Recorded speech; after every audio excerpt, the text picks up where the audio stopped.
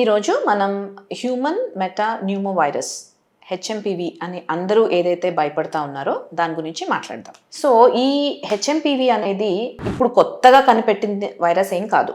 So ఎప్పటి నుంచో ఈ మామూలుగా మన గాలిగొట్టాలకి అంటే రెస్పిరేటరీ ట్రాక్ ఇన్ఫెక్షన్స్ ఎప్పుడైతే వస్తాయో అది అప్పర్ రెస్పిరేటరీ కావచ్చు, లోవర్ రెస్పిరేటరీ కావచ్చు.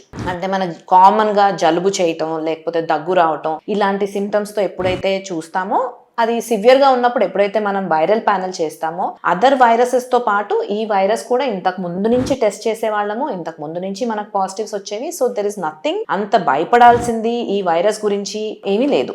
సో ఇది కామన్గా మనం రెగ్యులర్గా ఫ్లూస్లో ఈ సీజనల్ ఫ్లూస్లో చూసే వైరస్.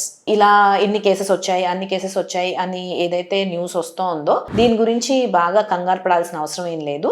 సో జస్ట్ దట్ ఈ సీజన్లో మనం ఎక్కువ ఇలాంటి ఇన్ఫెక్షన్స్ చూస్తూ ఉంటాం. ఏవి ఫ్లూ లైక్ సిమ్టమ్స్ అంటే జలుబు రావటం కానీ, దగ్గు రావటం కానీ, ఆ ఆస్తమా ఉన్న పేషెంట్స్లో కొంచెం ఎక్కువ ఎక్ససర్బేట్ అవటం ఆ సిమ్టమ్స్ అంటే కొంచెం దమ్ములాగా రావటం, ఆయాసం రావటం ఇవన్నీ కొంచెం ఎక్కువగా చూస్తూ ఉంటాము ఈ సీజన్లో. సో అది వన్ ఆఫ్ ద వైరస్ ఈ వైరస్ కావచ్చు.